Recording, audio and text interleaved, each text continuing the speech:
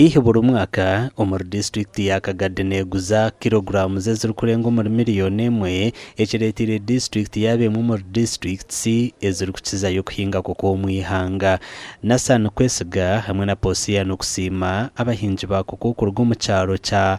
Chamagana umugombora ya Cyakabadima umuri district ya Kagadi nibagira ngo bakacwamo kupangisa abakumi okurinda emisiri yabo nko muringo gumwe go kurinda abashuma barwo bateganisa bekini maybe cyamani muno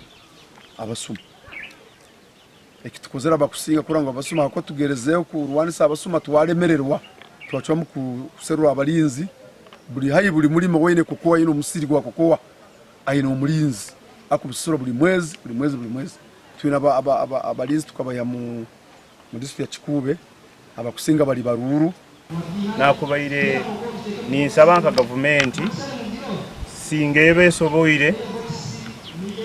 kutuyamba itwe nkabalimi tukafuna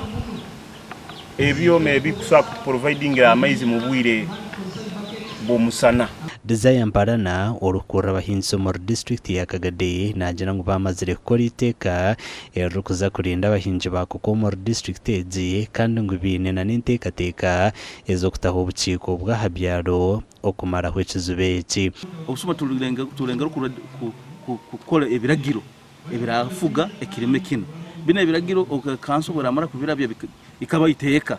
buramara kuba iteka nibyo tukuteka mikole tureke tukukolere hamusuma weno guturasanga waza kureba statistics on police abantu bakikama kumyana bagire mu nkomo ahabwo mwani de n'abantu bakikanga 20 bagire mu nkomo abakoko ngwe n'abashuma bo muri ngogoni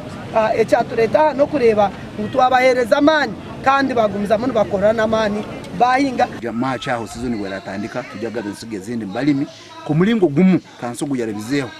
kurura ngutwabustinga ekirimwa ekyakokowa mu district yaitu omukoro gw'abahinji bakoko mu district ya Kagadi nugubaho buri mwaka kandi umwaka ogugubire umugombore ya Cyakabadima erukukizayo kuhinga koko mu district ya Kagadi amakuru agagasha kwa Thomas Tumwebazi.